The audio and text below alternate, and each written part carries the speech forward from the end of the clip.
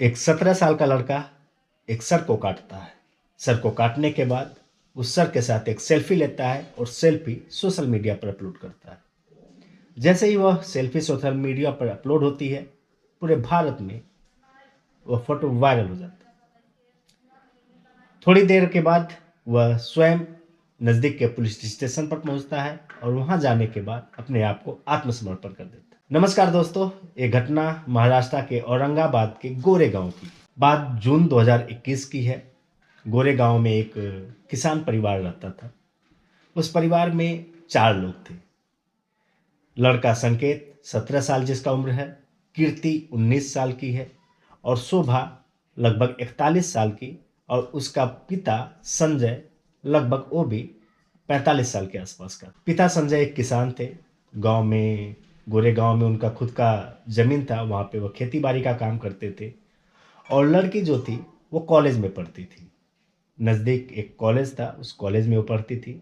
बेटा अभी स्कूलिंग कर रहा था। 17 साल का जो लड़का था, जो जिसका नाम संकेत था, उसी कॉलेज में एक लड़का और पढ़ता था जिसका गांव कीर्ति के गांव से लगभग 4 किलोमीटर दूर था।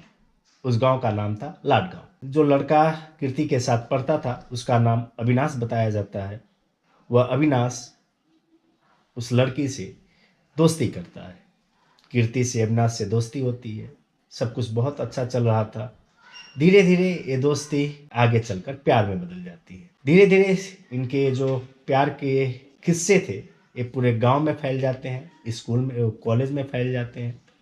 लगभग हर जगह इनकी चर्चाएं होनी शुरू हो जाती हैं। जब इनके घर वालों को पता चलता है, चाहे वो अविनाश के घर वाले हो, चाहे वो कीर्ति के घर वाले हो, सबको बड़ा दुख होता है। और गांव में समाज का एक लाज डर होता है, अपनी एक प्रतिष्ठा होती है। वह जब ऐसा कोई बच्चा, घर के किसी भी घर के कोई भी बच्चे अगर ऐसा करते हैं तो उनके मान सम्मान प्रतिष्ठा पर ठेस पहुंचती है। तो दोनों घर वाले परेशान थे, चाहे वो अविनाश के घर वाले हो या फिर कीर्ति के घर वाले हो। एक दिन कीर्ति और अविनाश अपना एक प्लान बनाते हैं कि हम दोनों शादी करेंगे, लेकिन घर वाले राजी नहीं हो रहे थे। कीर्ति और अविनाश स्कूल में जाते हैं और वहां से गायब हो जाते हैं। कीर्ति के घर वाले नज़दीक पुलिस थाने पर जाते हैं और एक रिपोर्ट दर्ज करवाते हैं कि मेरी बेटी लापता हो गई है, कुछ दिनों से गायब है और उसका पता नहीं चल रहा है। पुलिस बहुत कोशिश करती है लेकिन कुछ भी हाथ नहीं लगता। जब पुलिस अपने तरीके से इसकी खोजबीन करती है तो कुछ दिन बाद अविनाश और कीर्ति पकड़े जाते हैं और उन्हें एक थाने पर लाया जाता है, नज़दीक के पुलिस थाने पर, जहाँ पे रिपोर्ट दर्ज कराया गया होता है। वहाँ से जो इनके पिता संजय थे उनके पास एक कॉल जाता है और कॉल में कहा जाता है कि आप थाने पर आ जाइए, आपकी बेटी मिल चुकी है। जैसे ही थाने पे जाते हैं, जो नज़ारा होता है इनको बड़ा खराब लगता है, इनके कीर्ति के पिता को, क्योंकि अब वो दोनों कोर्ट मैरिज कर चुके थे। उसके बाद ना तो अविनाश के घर वाले उसको एक्सेप्ट किए और ना तो कीर्ति के घर वाले उसे एक्सेप्ट किए। ये दोनों फिर वहाँ से चले जाते हैं और दूर चले जाते हैं। दूर जाके ये लोग अपना अच्छा सुखमय जीवन जी रहे थे, सुकून से थे। और जो अविनाश का घर था वह भी खेती बाड़ी और किसान का काम करता था और दोनों सेम कास्ट के थे। अविनाश और कीर्ति का जो कास्ट था वो सेम था। जब कुछ दिन बीत जाता है, अविनाश के घर वाले अविनाश के पास कॉल करते हैं। अविनाश के घर वाले बोलते हैं कि चलो, जो तुमने किया वो सही नहीं किया, फिर भी तुम वापस घर पे आ जाओ और हम तुम्हें स्वीकार करते हैं। अविनाश और कीर्ति दोनों बड़ा खुश होते हैं कि हमारे घर वाले हमें स्वीकार कर लिए। ये दोनों अपने सामान को पैक करते हैं और सीधा अपने गांव चले आते हैं। जब अविनाश और कीर्ति गांव पे चले आते हैं तो कुछ दिन बाद इनके घर में थोड़ा खुशी का माहौल बनता है। खुशी का माहौल ये था कि अविनाश की जो पत्नी थी कीर्ति, वो अब माँ बनने वाली थी। अब समय था 25 नवंबर 2021 का। जो कीर्ति की माँ होती है, कीर्ति की माँ अविनाश के घर जाती है। एकाएक कीर्ति की माँ को देखकर अविनाश के घर वाले अचंभित हो जाते हैं कि आखिर कीर्ति की माँ हमारे घर क्यों आई है। वो अपने बेटी के पास जाती है और बेटी को देखकर रोने लगती है। दोनों गले लगकर खूब रोते हैं। और कीर्ति की माँ जो शोभा थी, वो अपने बेटी से कहती कि बेटी, तुम्हें अब परेशान होने की ज़रूरत नहीं है, मैं तुम्हारे पापा से बात कर लूँगी और वो भी इस रिश्ते को एक्सेप्ट कर लेंगे, मान जाएंगे, फिर हम सब मिल के साथ रहेंगे, कोई प्रॉब्लम नहीं होगी। एक बात इसमें हम आपको बता दें कि जब कीर्ति अपने अविनाश के साथ भगी थी और जब वह पुलिस थाने पे उसकी मुलाकात हुई थी, उस दिन से संजय बहुत परेशान रहते थे, यानी कीर्ति के पापा। संजय कुछ दिनों के लिए घर छोड़कर भी गायब हो गए थे, क्योंकि गांव में एक मान सम्मान अपनी प्रतिष्ठा होती है, वह इसे भूल नहीं पा रहे थे। जब सब कुछ गांव में माहौल अच्छा हो गया था तो वापस संजय अपने घर चले आए थे। लेकिन क्या होता है कि जब एक बार अपने परिवार और समाज में एक धब्बा लग जाता है तो उसे मिटा पाना बहुत मुश्किल होता है। अब संजय घुट घुट कर अपना जीवन जी रहे थे, जब इनकी माँ कीर्ति से कहती कि मैं आपके पापा को भी मना लूँगी, अब तुम्हें कोई प्रॉब्लम नहीं होगी, हम सब कुछ ठीक कर देंगे। कीर्ति बहुत खुश होती है, अविनाश के घर वाले भी बहुत खुश होते हैं कि हो सकता है कि सब कुछ अच्छा हो जाए। कीर्ति की माँ अपने घर वापस चली जाती है। ठीक 10 दिन बाद 6 दिसंबर 2021 को कीर्ति अपने बेटे संकेत, जिसकी उम्र 17 साल महज थी, उसके साथ कीर्ति के घर पर पहुंचती है।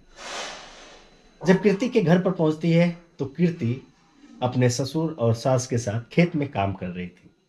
वह जब माँ और भाई को देखती है तो भागते हुए आती है कि मेरे माँ और भाई आ चुके हैं, और भागते हुए जाती है घर के अंदर। घर के अंदर अविनाश का उस समय थोड़ा तबीयत ठीक नहीं था, वह एक कमरे में बेड पर लेटा हुआ था। कीर्ति अपने भाई को और अपनी माँ को अविनाश से मिलाती है और सब कुछ अच्छा था। कीर्ति चाय बनाने के लिए चली जाती है। चाय बनाने से पहले अपनी माँ और भाई को एक अलग कमरे में बैठाती है कि मम्मी यहाँ बैठो, भैया यहाँ बैठो, मैं तुम्हारे लिए चाय लेकर आती हूँ। कीर्ति चाय बनाने के लिए जैसे ही किचन में जाती है, थोड़ी ही देर बाद संकेत और उसकी माँ किचन में जाते हैं और बड़े जोरदार की आवाज आती है किचन से। अविनाश डर जाता है, ये आवाज किसकी है। अविनाश अपने बिस्तर से उठता है। बिस्तर से उठने के बाद जैसे ही वो किचन की तरफ बढ़ता है, आगे का जो वह नजारा देखता है, उसके रूह कांप जाते हैं, क्योंकि कीर्ति की माँ कीर्ति का पैर पकड़े हुई थी और जो कीर्ति का भाई संकेत था, वह कीर्ति का गला हंसिए से लेप कर काट रहा था। यह नजारा जैसे ही अविनाश देखता है, वह कीर्ति को बचाने के लिए पहुंचता है, लेकिन वह संकेत अविनाश के भी ऊपर वार करने की कोशिश करता है। उस वार से वह डर जाता है और अविनाश वहां से दूर हो जाता है। जब तक वह दूर होता, संकेत के हाथ में कीर्ति का कटा हुआ सर आ जाता है। जब संकेत उस सर को लेकर बाहर आता है, तब वहां से चिल्लाता है, वो खत्म हो गई, मैंने कर दिया, और सर के साथ एक सेल्फी लेता है और अपने सोशल मीडिया पर अपलोड करता है। जैसे ही वह सर कटा हुआ सर का एक सेल्फी लेता है और सोशल मीडिया पर अपलोड करता है, वह फोटो पूरे भारत में वायरल हो जाता है। फोटो जैसे ही वायरल होता है, वह हंसिया को लेता है और अपनी माँ के साथ बाइक पर बैठता है और सीधे पुलिस थाने चला जाता है और स्वयं को आत्मसमर्पण कर देता है। वह आज एक कत्ल नहीं किया था, वह आज 2 कत्ल किया था, क्योंकि कीर्ति 2 महीने की प्रेग्नेंट महिला थी। जब यह बात संकेत से पूछा जाता है कि तुमने ऐसा क्यों किया, तो संकेत का एक ही जवाब आता है कि रोज रोज ये जो ताने सुनने को मिलते थे, ये जो हमारा मान सम्मान प्रतिष्ठा था, ये हमारा चला गया था। बहन की वजह से मेरा चेहरा समाज में दिखाना मुश्किल हो गया था और बड़ी झेप लगती थी समाज में निकलने पर। पुलिस इस केस को ऑनर किलिंग के रूप में देखती है और रिपोर्ट दर्ज करके दोनों को जेल भेज देती है। ऑनर किलिंग का मामला कोई एक मामला नहीं है, हमारे देश में बहुत सारे ऐसे ऑनर किलिंग के मामले देखे जाते हैं। बच्चे हैं, उन्हें भी सोचना चाहिए, कोई भी कदम उठाने से पहले एक बार अपने परिवार की भी तरफ उन्हें जरूर देखना चाहिए, क्योंकि परिवार उन बच्चों से बहुत उम्मीद लगा के रखते हैं और जब ऐसा कोई कार्य होता है तो समाज में मान सम्मान प्रतिष्ठा सब चली जाती है। बस उसी मान सम्मान प्रतिष्ठा को बचाने के लिए ऐसे कदम उठाए जाते हैं। मेरा यह कहानी सुनाना किसी की भावनाओं को ठेस पहुंचाना नहीं है, बस उन्हें यह बताना कि समाज में स्वस्थ रहें, सजग रहें और आने वाले क्राइम को आप भांप सकें। मिलते हैं आपसे अगले ऐसे किसी नए क्राइम स्टोरी में। तब तक के लिए जय हिंद।